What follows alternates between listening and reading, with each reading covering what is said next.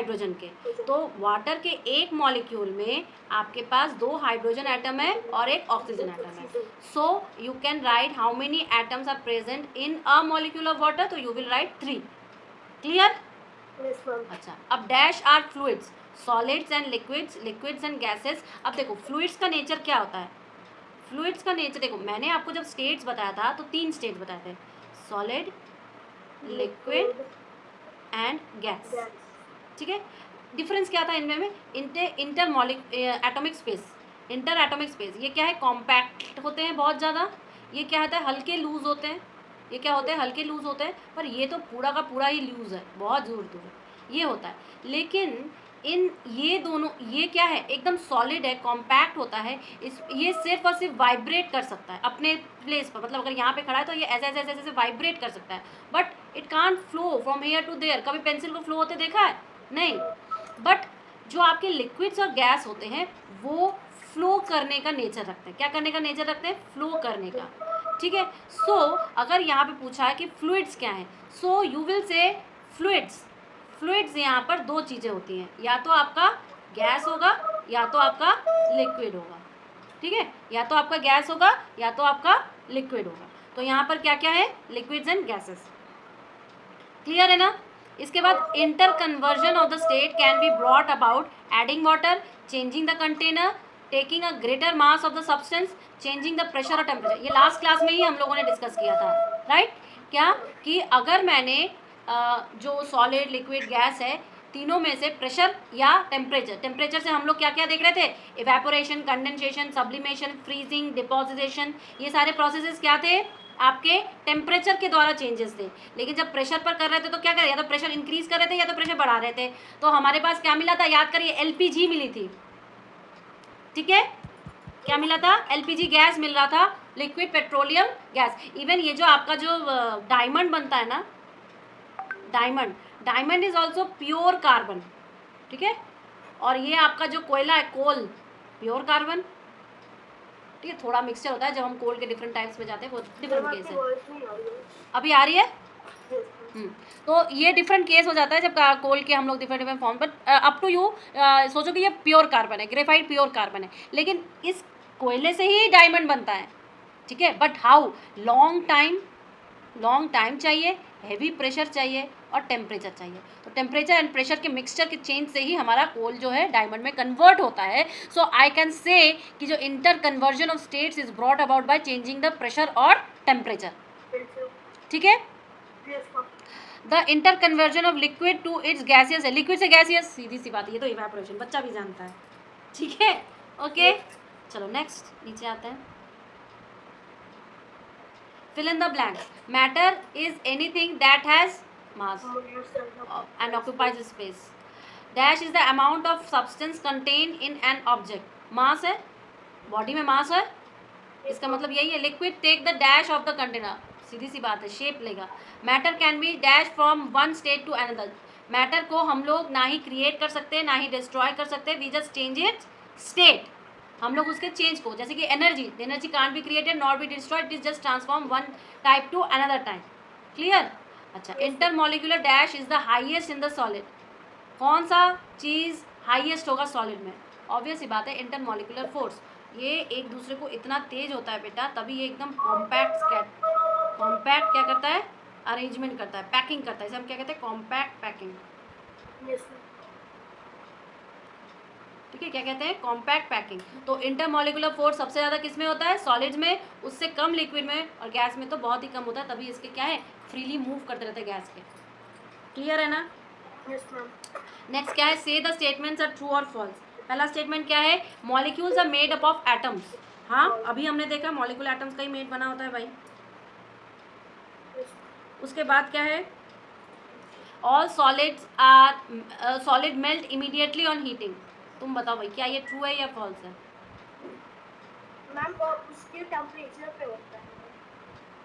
All solids melt, हाँ, ये इसके टेम्परेचर पर बनता है, मतलब हर का एक स्पेसिफिक टेम्परेचर होता है तभी वो मेल्ट करेगा। ठीक है, अगर कोई प्लास्टिक हो तो वो हीट करने पे एकदम तुरंत मेल्ट हो जाती है कि नहीं बताओ? पॉलिथीन आपकी तुरंत मेल्ट होने लगती है, तो क्या आपका लोहा गर्म करते तुरंत मेल्ट हो जाएगा? नहीं, No, ma'am. ठीक है। उसको भी हाई टेम्परेचर पे हाँ, release उसको भी उसके मेल्टिंग पॉइंट पे ले जाना पड़ता है। तो हम ये कह सकते हैं कि all solids have their own melting point, own melting point, जहाँ पर वो मेल्ट करती है। क्लियर है? Yes, ma'am. Oil is more viscous than water. बताओ भाई, ट्रू है? क्या है? ट्रू है। ग्लीसरीन कभी देखा है बेटा आपने? Yes, glycerine, ma'am. ग्लीसरीन देखा है ना? तो Yes, ma'am. ग्लीसरीन कितनी ज़्यादा थिक होती है, हेवी होती है, धीरे धीरे गिरती है। तो हम ऐसे चीज़ों को क्या बोलते हैं? विस्कस। क्या बोलते हैं? विस्कस। जैसे पानी सर करके फ्लो करती है, विस्कस चीज़ें कैसे फ्लो करती है? Layer by layer. कैसे फ्लो करती है? Layer by layer. या बड़े हो गए तब आपको बताया जाएगा। Honey type, ना? हाँ हाँ हाँ, बस हनी, हनी में विस्कस है कि नहीं? Yes. हनी भी धीरे धीरे फ्लो करता है। So all these are viscous. अब इसने पूछा ऑयल क्या विस्कस है वाटर से, तो आप कहोगे वाटर बेटा सबसे पतला होता है, सबसे, तभी उसको हम स्टैंडर्ड फॉर्म लेते हैं, जिसके थ्रू ही हम बाकी चीज़ों को कंपेयर करते हैं। एक होता है ना, हमें स्टैंडर्ड लेना पड़ता है जिसके थ्रू हम सारी चीज़ों को कंपेयर करते हैं। जैसे क्लास में कोई एक अच्छा बच्चा होता है जिसकी सबसे अच्छी राइटिंग होती है, तो फिर हम उसको उसकी राइटिंग को स्टैंडर्डाइज करके सारे बच्चों को उसकी कॉपियाँ दिखाते हैं कि नहीं? तो जस्ट लाइक दैट ओनली कि मोर विस्कस दैन वाटर, तो आप बोलोगे true. Gases can not be compressed, false है, सरासर फॉल्स है। कौन सबसे ज़्यादा कंप्रेस्ड हो पाएगा? जिसके मॉलिक्यूल सबसे अपार्ट होंगे, जिसका इंटरमॉलिकुलर स्पेस सबसे फोर्स सबसे कम होगा, ठीक है, इंटरमॉलिकुलर फोर्स। तो गैसेस का तो सबसे कम है इंटरमॉलिकुलर फोर्स, दो मॉलिक्यूल के बीच अथाह सागर जगह है इसके, तो क्या हम इसको इजीली कंप्रेस कर सकते हैं? गैसेस आर कंप्रेसिबल, तो ये तो फॉल्स स्टेटमेंट है। क्लियर है ना? Yes, ma'am. अब और क्या है? चूज करना है एनर्जी और इंटरमॉलिकुलर फोर्स। अब इवेपोरेशन क्या करती है? सॉलिड को लिक्विड में चेंज करती है, अरे सॉरी, लिक्विड को गैस में चेंज करती है। इवेपोरेशन ये कम कब तक करती है कि नहीं? तो ये क्या है? एनर्जी को रिलीज करेगी बेटा। इवेपोरेशन क्या करेगी? एनर्जी को रिलीज करेगी। अच्छा, एक चीज़ मैं तुम्हें और बताऊँ, क्या तुमने रिएक्शंस टाइप पढ़े हैं कभी?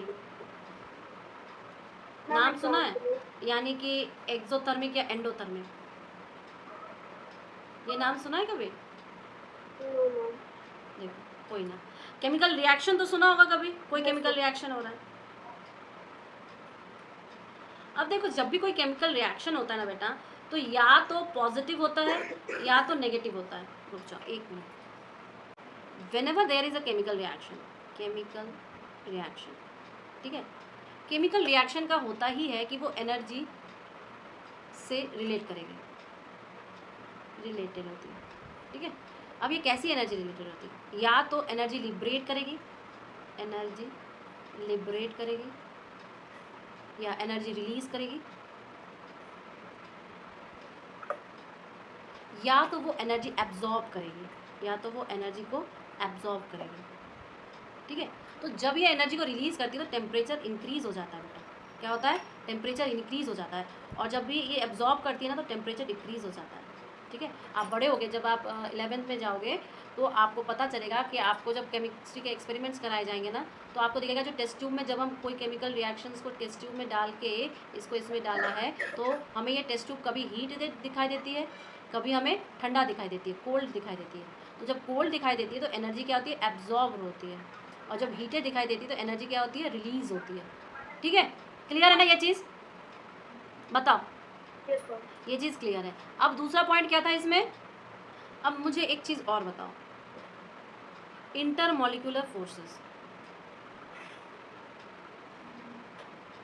जब हम ये कंसेप्ट को यूज़ करते हैं तो मेरे पास देखो 3 स्टेट हैं, सॉलिड, लिक्विड और गैस, राइट? सॉलिड, लिक्विड और गैस। अब बताओ, जो सॉलिड होंगे उनके पास क्या होगी? कॉम्पैक्ट पैकिंग होती है, एटम्स की होती है ना। लिक्विड्स में क्या होता है? लिक्विड्स में थोड़ा सा दूर दूर होता है, थोड़ा सा दूर होता है। लेकिन गैसेस में क्या होता है? बहुत दूर होता है भाई, ये बहुत दूर होता है। तो जब हम ये कंपेयर करते हैं तो हम कहेंगे भाई कि सॉलिड में ये फोर्स सबसे अधिक होगा, स्ट्रॉन्ग होगा, Yes, ma'am. स्ट्रॉन्गेस्ट बोल दो।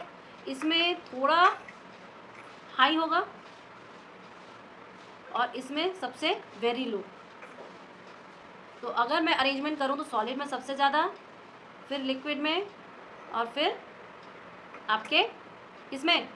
Sure, guys. गैस में, ठीक है। अब एक चीज़ और है, एक चीज़ और है। मान लो मैंने कोई प्रोसेस लिया, इवेपोरेशन। इवेपोरेशन अगर प्रोसेस लिया बेटा तो ये चीज़ क्या होगी, ये लिक्विड को किस में चेंज करेगी, गैसेस में। पहली चीज़ मैं आपको एक प्रोसेस बताती हूँ, आप ऐसे ही बाकी प्रोसेस को भी करना। तो लिक्विड में देखो मॉलिक्यूल्स कुछ ऐसे अरेंज होंगे ना, लेकिन जब वो गैस में चेंज हुए तो मॉलिक्यूल्स कैसे अरेंज होंगे, ऐसे अरेंज होंगे। तो आप बोलोगे इंटर मॉलिक्यूलर स्पेसेस क्या हुआ, इसका मतलब इंटर मॉलिक्यूलर स्पेस क्या हुआ, इंक्रीज किया, ठीक है। लेकिन किस में इंक्रीज किया, गैस में, और इससे इंक्रीज हुआ तो इवेपोरेशन इंटरमॉलिक्यूलर स्पेसेस को क्या करेगा, इनहैंस करेगा, ठीक है, पहली चीज़। लेकिन एनर्जी क्या होगी, अब देखो एनर्जी ज़्यादा होगी तभी तो वो चेंज किया ना, एनर्जी इसका मतलब रिलीज होगी, क्या होगी, एनर्जी रिलीज होगी। Why, because temperature is enhanced, temperature क्या है, इनहैंस्ड होगा, तो इसका मतलब एनर्जी रिलीज होगी। ये चीज़ आपको याद रखनी है, याद रह जाएगी। मैंने कैसे बोला आपको, ध्यान रखना है कि टेम्परेचर बढ़ रहा है कि टेम्परेचर घट रहा है। बढ़ रहा है तो एनर्जी रिलीज हो रही है, अगर घट रहा है मतलब जो बॉडी है वो हमें घटी हुई दिखाई दे रही है, ठंडी दिखाई दे रही है, टेम्परेचर डिक्रीज दिखाई दे रहा है, तो it means energy is absorbed, ठीक है, क्लियर, ओके। दूसरा वाला क्या है, कंडेंसेशन। कंडेंसेशन कौन से प्रोसेस को कहते हैं, जो आपके आसमान में बादल होते हैं वो पानी बन के नीचे गिरते हैं, राइट। तो overall I can say that gas is change into liquid, gases are change into liquid. तो मुझे बताओ भाई क्या होगा, सेम प्रोसीजर करोगे आप। अब देखो ये बाकी दो, ये वाला पूरा टेबल ना मुझे करके आप होमवर्क सबमिट करना, ठीक है। अब डिफाइन करने वाला काम है। अभी मैटर, मास, वॉल्यूम, इंटरमॉलिक्यूलर फोर्सेस सब हमने बात की। अब डिफरेंशिएट विस्कोसिटी एंड फ्लूइडिटी और melting and freezing. Melting freezing तो बहुत इजी है। मेल्टिंग क्या है, जब सॉलिड लिक्विड में चेंज होता है, और फ्रीजिंग क्या है, liquid to solid. But viscosity and fluidity ये दोनों टर्म में डिफरेंशिएट करना है। अब बताओ मैं इसको अभी बोलूँ आपको, मैंने अभी एग्जाम्पल देके आपको दोनों को समझाया है, ठीक है। एग्जाम्पल देके विस्कोसिटी को भी समझाया है और आपको फ्लूइडिटी को भी समझाया है, लेकिन आप मुझे एक बार लिख के बताना बेटा अपने हाथों से, क्लियर है। तो ये वाला चीज़ आपकी होमवर्क है, ये और ऊपर वाले टेबल आपकी होमवर्क है। मैंने समझाया दोनों को है, और जो ऊपर वाले टेबल है ना वैसे ही सॉल्व करना जैसे मैंने अभी दिखाया आपको, क्लियर। अच्छा चलो मेरे को इंग्लिश में ये जरा सा स्टेटमेंट वाइज बोल के बताओ, व्हाट आर द नहीं, what is mean by inter conversion between states.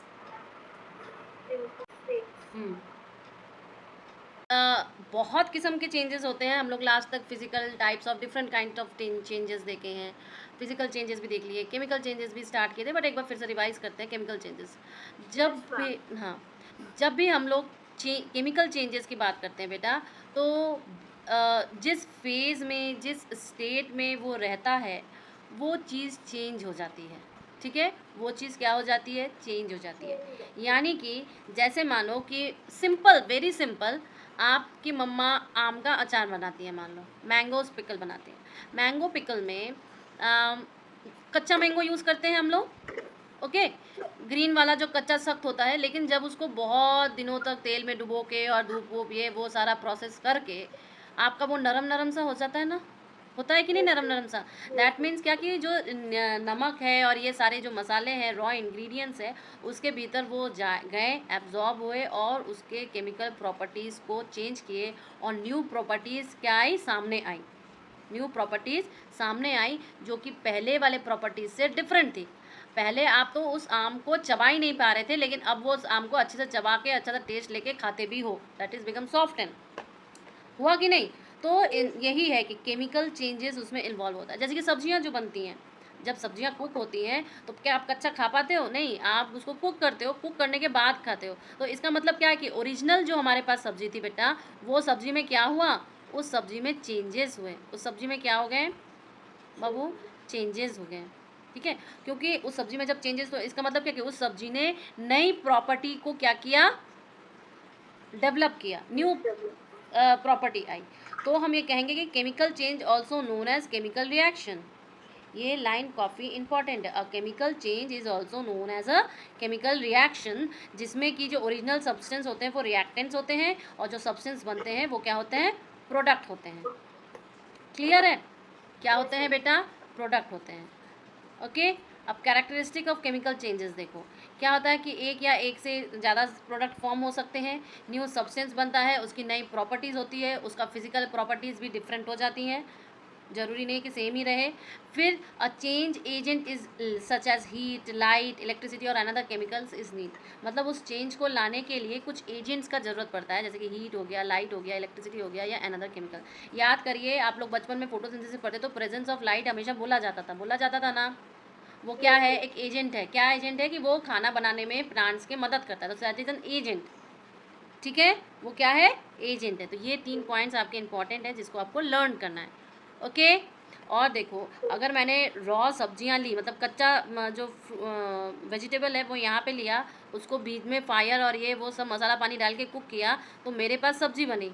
ठीक है, तो ये वेजिटेबल्स क्या थे? आपके रिएक्टेंट्स थे।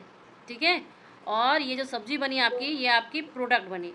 ठीक है, अब ज़रूरी नहीं है बेटा कि एक ही प्रोडक्ट बने, एक से ज़्यादा भी प्रोडक्ट बन सकते हैं। ठीक है, अब कुछ केमिकल चेंजेस के आपको एग्जांपल बोलते हैं, जैसे कि मिल्क से आप क्या बनाते हो? कर्ड बनाते हो।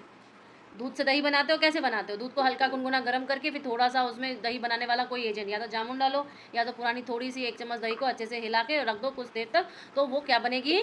दही। यानी कि जो मिल्क हमारा रिएक्टेंट था केमिकल चेंजेस डाल के, वो किस में चेंज हो गया? कर्ड में चेंज हो गया as a product, as a product. ठीक है, अब मिल्क का अपीयरेंस क्या था? पूरा का पूरा लिक्विड था, राइट। लेकिन कर्ड का अपीयरेंस कैसा होता है बाबूजी? हल्का हल्का, सेमी सॉलिड टाइप का। लिक्विड तो होता ही नहीं है। ठीक है, क्या हम कर्ड को वापस मिल्क में बना सकते हैं? No, so it is irreversible. So I can say that chemical changes are irreversible. Chemical changes जो है वो आपके इरिवर्सिबल है। ओके, हो जाएगा। अब देखो, ये आपके बुक में एक एक्सपेरिमेंट है जिसमें क्या बोला है? केमिकल रिएक्शन बिटवीन आयरन और सल्फर। आयरन और सल्फर, तो आयरन का पाउडर लिया है, सल्फर का पाउडर लिया है, china dish, tripod, Bunsen burner. अब सब चीज़ों को मिक्सचर बना के यूनिफॉर्मली मिक्सचर को चाइना डिश में डाल दिया और उसके ऊपर बर्नर लगा के, ट्राईपॉड लगा के बढ़ा दिया। अब येलो फ्यूम्स आना स्टार्ट हो गई, while and black mass is form on the dish. If the magnet brought the near the product there is no effect. No effect, ये जो आपका शो कर रहा है ना कि अगर मैग्नेट लाओ और नो इफेक्ट, ये क्या कर रहा है कि जो आयरन के साथ आपके सल्फर का रिएक्शन हुआ, उसने एक रिजल्ट न्यू प्रॉपर्टी लाई आयरन की, जो कि मैग्नेटाइज नहीं होती है। आयरन सल्फेट बना, Fe2SO4, FeSO4 बना। ठीक है, FeSO4। ओके, आगे बढ़े। हाँ, आ गया ना आपको ये चीज़ कि जो बॉइलिंग एग है वो एक केमिकल चेंज है। केमिकल चेंज है बेटा। कैसे केमिकल चेंज है? कि जब एग रॉ होता है तो क्या होता है, भीतर में लिक्विड टाइप का हिलता रहता है, लेकिन जैसे ही हम उसको बॉईल करेंगे तो क्या हुआ? वो सॉलिड फॉर्म में आ जाता है। उसका लिक्विड वगैरह सारी चीज़ें क्या हो जाती हैं? सॉलिडिफाइड हो जाती हैं। और ये इरिवर्सिबल है क्योंकि केमिकल चेंज है कि वापस हम वैसे वाला अंडा तो ला नहीं सकते। ला सकते हैं क्या? नहीं ला सकते। उसी तरह बर्निंग ऑफ अ पेपर हो गया, वुड हो गया, मैच स्टिक हो गया, ये सब सब सब सब क्या है?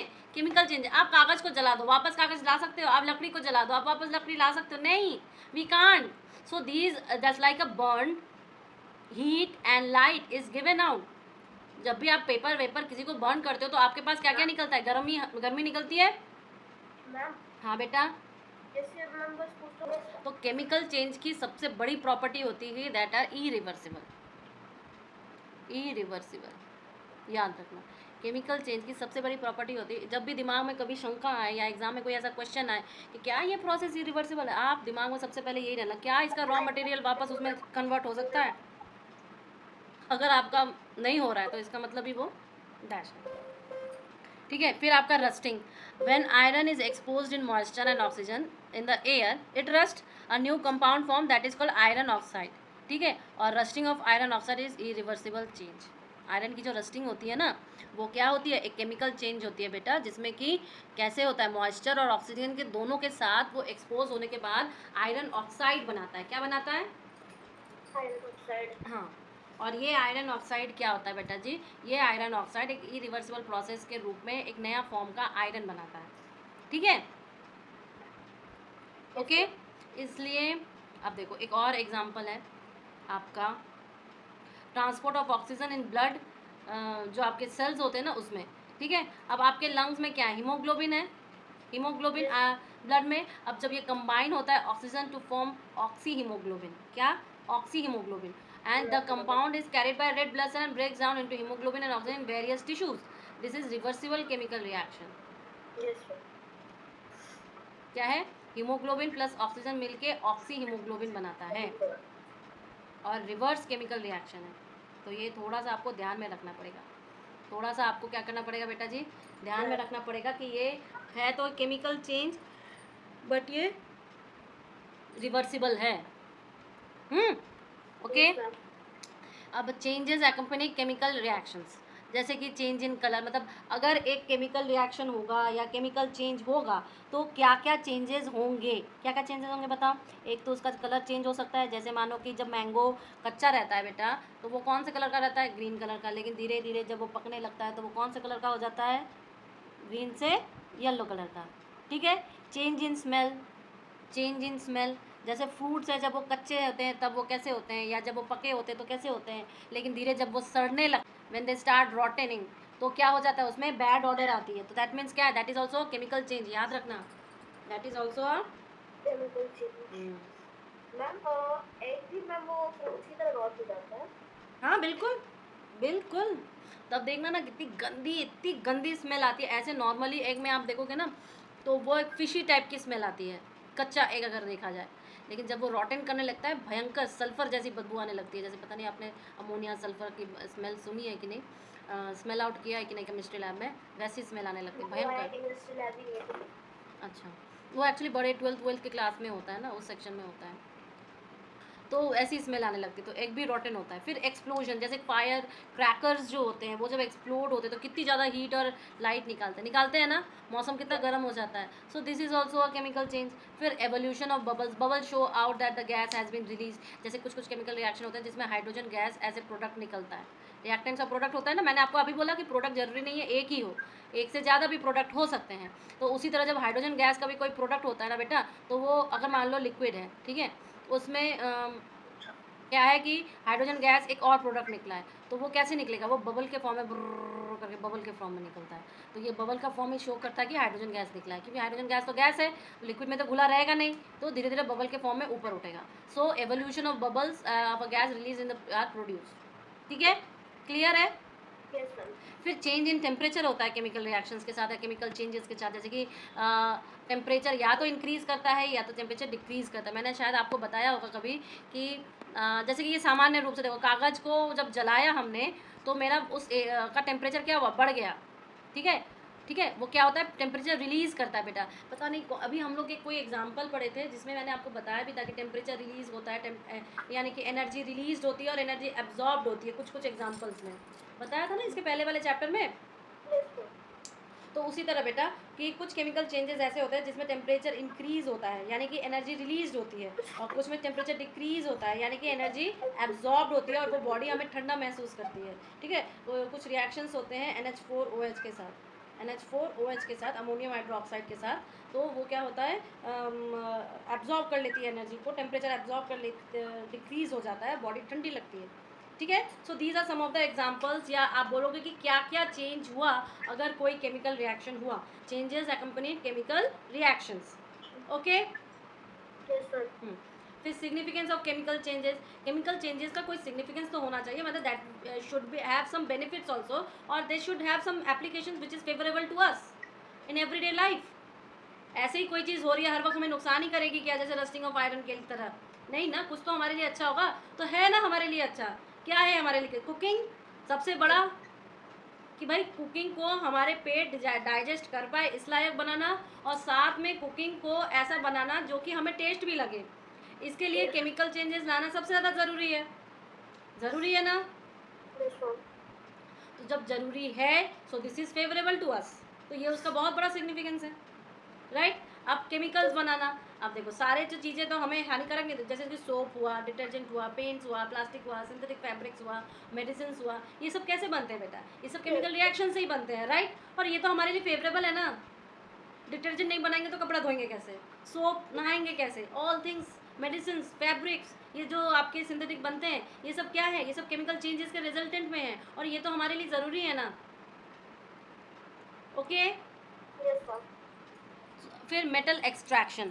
अब देखो जो जितने भी हम लोग स्टील या ब्रास या एल्युमिनियम, इन सब के हम लोग ने जो बर्तन इस्तेमाल किए हैं या वॉट एवर कंटेनर इस्तेमाल करते हैं या मशीनरी में इस्तेमाल करते हैं, तो क्या पहाड़ काट के डायरेक्ट हमें एल्युमिनियम मिलता है? नहीं। पहाड़ काट के डायरेक्ट हमें स्टील मिलता है? नहीं, नहीं मिलता है ना। पहले तो उन्हें हमें मेटल्स को उसके ओर से, देखो मेटल्स हमें डायरेक्ट नहीं मिलते बेटा। मेटल्स जो ये पहाड़ खोद के मिलते हैं ना, माउंटेन से बॉम्बास्ट और ये सब करके जो मिलते हैं, जो माइनिंग होती है, माइनिंग प्रोसेस होती है, इसको इससे हमें क्या मिलता है? ओर्स मिलता है। क्या मिलता है? Ores. And these are called metal ores, metal ores, ठीक है। और इस मेटल ओर से फिर डिफरेंट डिफरेंट प्रोसेस होते हैं, different kind of metal extraction processes होते हैं। क्या कहते हैं? Metal extraction processes. और वो प्रोसेस डिपेंड करता है कि किसकी क्या क्या परमानेंट प्रॉपर्टीज़ होती है मेटल्स की, कब कितना आग लगेगा, कब कितना गर्म होगा, पिघलेगा, ये वो चारों तरफ की प्रॉपर्टीज़ के आधार पर ये मेटल एक्सट्रैक्शन आपका प्रोसेस को बनाया जाता है और फिर ये हमें हेल्प करता है। ओके, क्लियर है? तो ये metal extraction process is also chemical change, जो कि हमारा उसका सिग्निफिकेंस है, जो कि मेरे लिए हेल्पफुल है। इसके बाद कंबर्शन, देखो मैंने आपको तब भी बताया था कि एलपीजी हुआ, पेट्रोल हुआ, डीजल हुआ, these are all what? Energy releasing, energy releasing यानी कि यानी कि हीट इन्हेंस्ड होता है, हीट एनर्जी निकलती है, टेम्परेचर इंक्रीज होता है बेटा। तो आप मुझे बताओ, अगर ये एलपीजी कंबर्जन जैसा कार्यक्रम नहीं करता तो क्या हमारे घर में गैस का चूल्हा होता? नहीं होता बाबू, ठीक है। पेट्रोल जाती है, डीजल जाती है गाड़ियों में, these are what? Use for transportation, electricity generation, cooking. तो कंबर्जन क्या है? Combustion is a chemical change. Combustion जैसा जो प्रोसेस है ना, देखो ये सारे प्रोसेस है बेटा, manufacturing of chemicals, metal extractions, combustion, life processes, ये सारे सारे प्रोसेसेस हैं and they are very significant processes of chemical changes, ठीक है। ये प्रोसेस जो होते हैं बहुत ही ज़रूरी प्रोसेस होते हैं केमिकल चेंजेस के, जो कि हमारे लाइफ में के लिए वाइटल है। ओके, फिर आपका लाइफ प्रोसेस में आ जाओ, डाइजेशन सबसे बड़ा, फिर आपका रेस्पिरेशन, एक्सक्रिएशन, ठीक है। ये सारे के सारे, इवन पेड़ पौधों में जो फोटोसिंथेसिस है वो भी एक बड़ा सा केमिकल प्रोसेस है, केमिकल चेंज है। ओके, जब आप थोड़े बड़े हो जाओगे तो आपको पता चलेगा कितना बड़ा केमिकल चेंज होता है। क्या? फोटोसिंथेसिस, ठीक है। फोटोसिंथेसिस, जिससे प्लांट्स फूड बनाती है अपना, प्लांट क्या बनाती है? अपना फूड बनाती है। That is also a chemical process and very significant role in plants. उसी तरह रेस्पिरेशन अभी हमने देखा ना कि लंग्स में हीमोग्लोबिन और ऑक्सीजन मिलके ऑक्सो हीमोग्लोबिन बनाता है, but also this is a reversible chemical change, but this is a chemical change. भले ही रिवर्सिबल है बट ये एक क्या है? केमिकल चेंज है, ठीक है। इसी तरह डाइजेशन भी है। हम तो खाना तो अपने मुंह में चबा के खा लेते हैं, लेकिन उसमें से ग्लूकोज, फैट्स, ये प्रोटीन सारी चीज़ों का एसिमिलेशन, सब चीज़ों को टूटना, फिर वो सेल तक पहुंचना उसके हेल्थ को बनाए रखने के लिए, दैट इज अ बिगेस्ट लंबा केमिकल प्रोसीजर है। तो वो भी तो एक केमिकल चेंज ही है ना, फूड का डाइजेशन भी तो एक केमिकल चेंज ही है ना। So these are very significant role. अब ये एनर्जी देगी जिससे कि हम लोग वर्क करेंगे, हम लोग सारा काम निपटाएंगे अपने दिन भर का, तो ये तो हमें ज़रूरी है, ठीक है। क्लियर है ना बाबू? और कैंडल का जलना भी क्या है?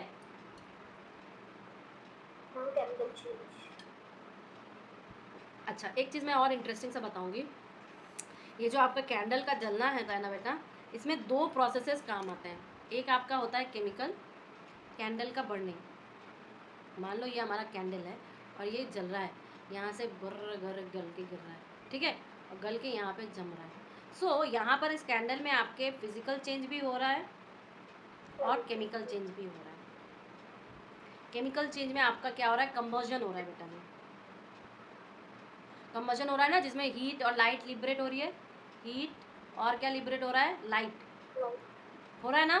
कि फिजिकल चेंजेस में क्या हो रहा है? एक्स जो हो रही है वो मेल्ट हो रही है, मेल्ट होने के बाद एक जगह क्या हो रही है? जम रही है, सॉलिडिफाई हो रही है। और सॉलिडिफाइड वो वैक्स ही है, सॉलिडिफाइड भी क्या है? फाइड भी आपका वैक्स ही है। दैट मीन्स कि जो बर्निंग ऑफ कैंडल है वो क्या है? एक अच्छा एग्जाम्पल है जिसमें फिजिकल और केमिकल चेंजेस दोनों होते हैं, ठीक है। समझ में आ गया? ओके। मैम, एक क्वेश्चन है मैम, जब हम लोग ये कैंडल जलाते हैं